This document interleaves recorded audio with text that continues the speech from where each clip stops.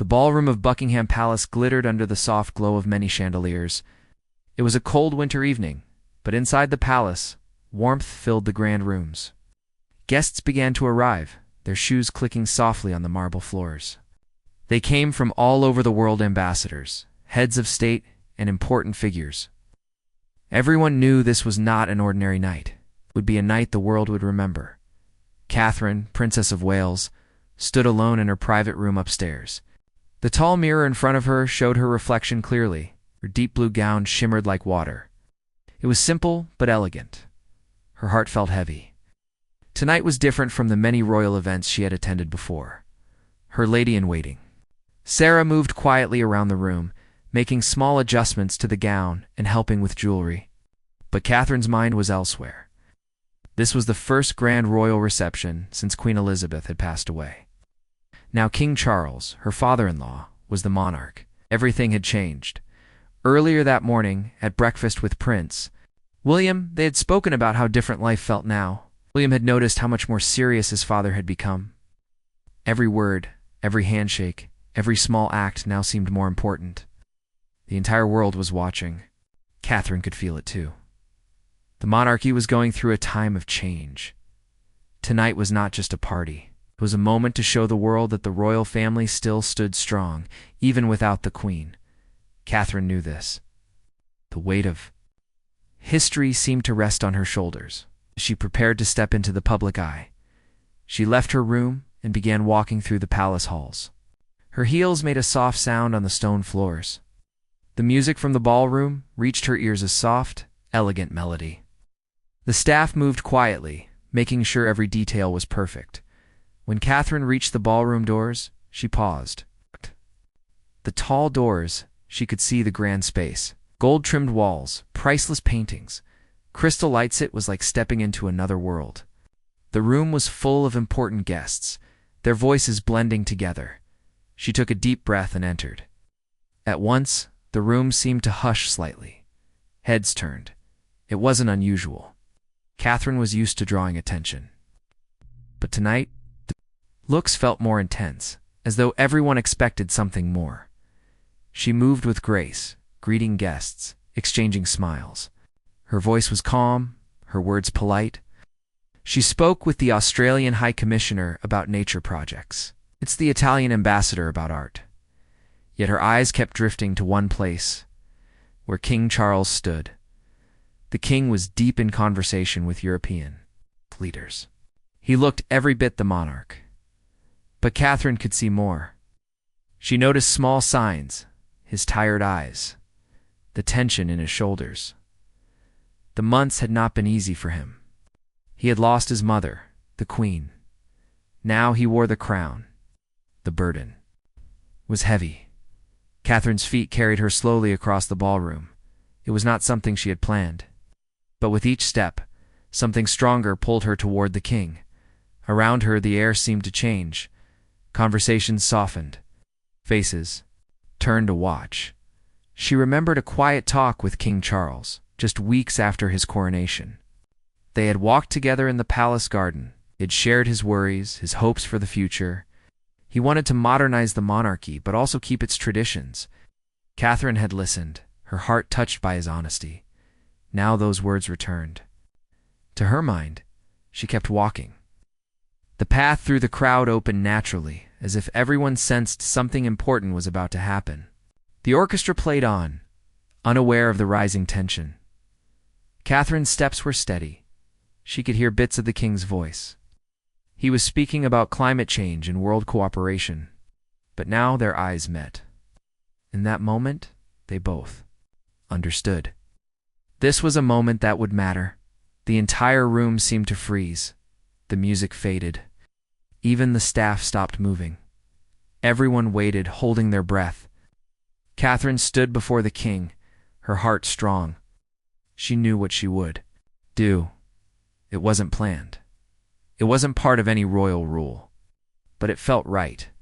And in that silent, expectant moment, she began to move. The whole ballroom seemed to stop. No one moved. No one spoke. The soft music from the orchestra faded into the background. All eyes were now on Catherine, Princess of Wales, standing before King Charles. It was as if time itself had slowed down. Diplomats, ambassadors, and royal guests watched closely. Even the palace staff, always trained to stay discreet, had stopped in place. The photographers along the walls held their cameras still, knowing they might witness something historic. Catherine stood tall, her deep blue gown flowing softly around her. Her eyes were locked with the king's. Her heart beat calmly now, steady and sure. The choice she had made was clear. It had not been planned. No one had told her what to do. But in this moment, she followed her heart. Across from her, King Charles felt it too. The king, who had spoken to many world leaders that evening, now saw only one person, his daughter-in-law. The woman who had become a strong part of the royal family. He remembered her from years ago, when she first entered their lives as Kate Middleton. So much had changed since then. He could see something deep in her eyes. No respect, love, understanding. This was not just a public act. It was something more. Catherine slowly began to move. With perfect grace, she lowered herself into a deep curtsy. Her back straight, her head lowered, her gown sweeping the marble floor. It was the most beautiful and meaningful curtsy of her life. The guests held their breath. You could feel the emotion in the air. This was not a moment from a script. It was real. It was heartfelt. The curtsy, so simple in action, carried great meaning. It was a sign of respect for the king, but it was also a message for everyone watching. It showed the strength of the royal family. It showed love between two generations. And it showed the hope for the future. For King Charles, it was deeply moving. This was not just Catherine bowing to the crown. It was Catherine bowing to him as a man, as a father, as a leader, as a human being. The king's heart swelled with emotion. He stepped forward. Gently, he reached out and placed his hand on her shoulder. It was a simple gesture, but it spoke. Volumes, it said. Thank you.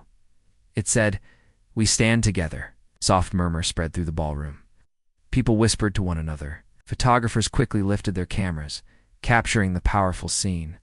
The image of Catherine's curtsy and the king's gentle touch would soon be shared around the world. For the royal family, this was an important moment. Since the passing of Queen Elizabeth, many wondered how the monarchy would move forward. Some questioned if the new king could unite the family, if he could lead with strength and kindness. Tonight, they had their answer. The moment between Catherine and King Charles touched everyone in the room. Diplomats from faraway lands felt it. Staff members, who had served the royal family for years, felt it. And soon, when the photos reached the public, millions of people around the world would feel it too. Catherine rose from her curtsy, her movements calm and smooth. She looked up at the king, her eyes shining. Oh! A warm smile passed between them. No words were needed. The orchestra began to play softly again, filling the air with gentle music. Conversations slowly started once more. But something had changed in the room. There was now a deeper sense of unity, a feeling of hope. Catherine stepped back with quiet grace, blending into the crowd again. But everyone who had seen the moment knew they had witnessed history. King Charles stood a little taller now. His eyes were brighter. The heavy burden of the crown felt a little lighter in that moment. He knew that the future of the monarchy was in good hands, not just his own, but in the hands of the next generation, and across the ballroom. Catherine moved through the guests with her usual warmth and kindness. But in her heart, she knew something important had just happened. The night continued. But that one moment, a curtsy full of love, respect, and hope, would be remembered for years to come. The photograph spread fast. By the next morning, the image of Catherine's deep curtsy before King Charles was on the front page of every major newspaper. On television, news anchors spoke about the powerful moment. On social media, the photo was shared again and again. People across the world were moved. They saw more than just a royal bow. They saw respect. They saw love between a daughter-in-law and her father-in-law. They saw unity at a time when the monarchy needed it most. The palace staff noticed it too. In the halls of Buckingham Palace, there was a new energy. Even the most experienced staff who had worked through many royal events said they had never seen such a moment. It had been real. It had been human. King Charles rose early that morning, as was his habit. He liked the quiet hours before the palace became busy. He read the morning papers. On the cover, he saw the infamous photo, his hand resting gently on Catherine's shoulder as she bowed. The king sat for a moment, the paper in his hands. A soft smile touched his lips. He thought about how far Catherine had come. From the young woman who had once shyly walked through these halls, to the strong Princess of Wales that the world now admired, she had grown in grace and wisdom. He was proud of her. At breakfast, he spoke with Camilla, the queen consort. They both agreed the moment had touched not only those in the ballroom, but also millions of people beyond the palace walls. It had reminded the world that the royal family was not only about tradition, it was about heart. Across the palace, Catherine sat quietly in her private sitting room. She too had seen the newspapers. The image of her curtsy was everywhere. But she did not feel proud in the way of fame or attention. For her, it had been a simple gesture, a moment of truth. She thought back to the night before. The weight of the moment still rested in her heart. She had acted on feeling, not on plan. But sometimes it was the unplanned moments that mattered the most. Prince William entered the room and sat beside her. He took her hand gently and gave her a smile.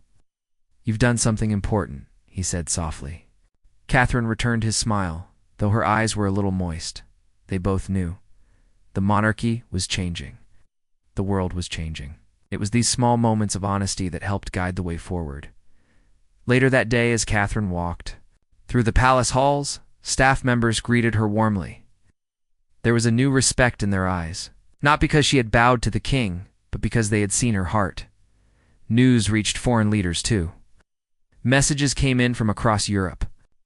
From the Commonwealth, even from places far beyond, diplomats wrote to the palace, praising the grace and unity shown by the royal family at a small lunch gathering with close family members.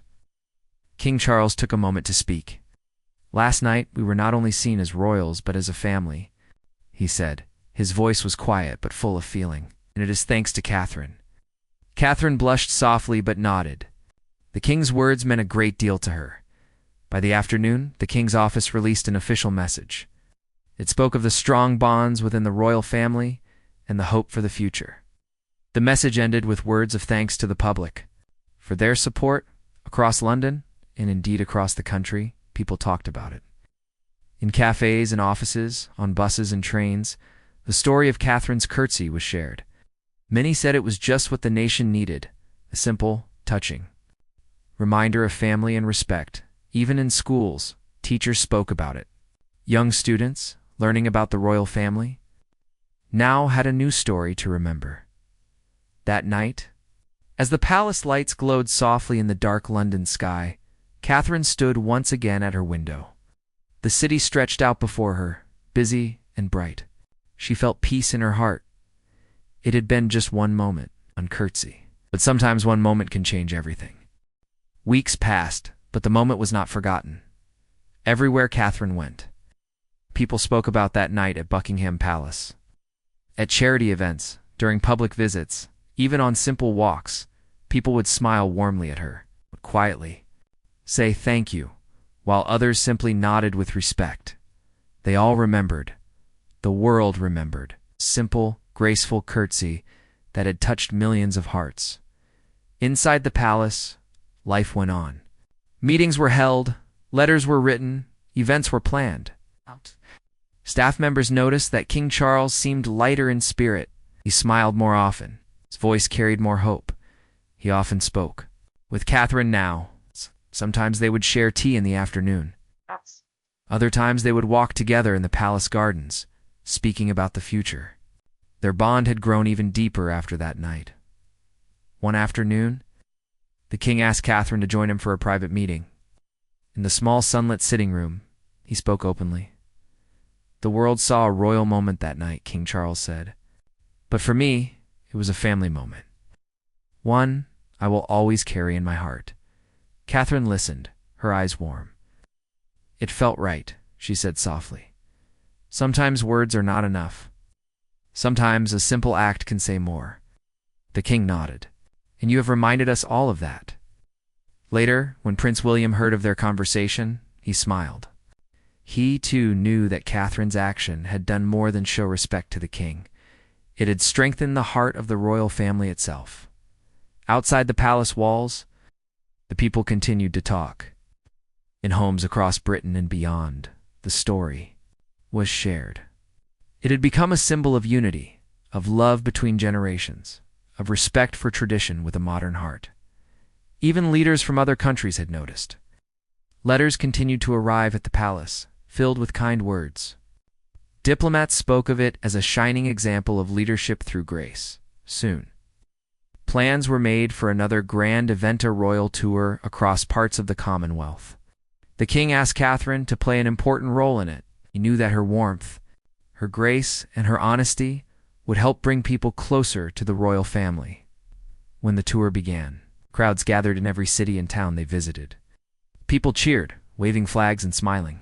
Many called out Catherine's name. Children held pictures of her famous curtsy.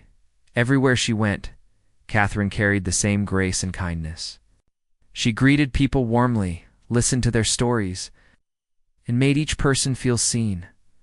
The newspapers wrote of a new chapter for the royal family, a time of connection, of honesty, of hope. And at the center of it all stood Catherine, Princess of Wales. King Charles, watching from afar, or sometimes beside her, knew that the monarchy was in safe hands, not just because of titles or duties, but because of love, because of trust. When the tour ended and they returned to Buckingham Palace, a small private dinner was held. Only the close family attended: King Charles, Queen Camilla, William, Catherine, and others. During the quiet evening, the king stood and raised his glass. "To family," he said, his voice strong, "and to moments that remind us who we are." He looked at Catherine and added softly, "To the ones who guide us with heart." Catherine's eyes glistened, but she smiled. Around the table, warmth and love filled the room. Outside, London's lights twinkled under the night sky. The palace stood proud, full of history, but also full of life moving forward, guided by moments of truth. And though the world might remember that famous curtsy for years to come, for Catherine, it would always be something simple and pure, an act of love, a step toward unity, gift of hope.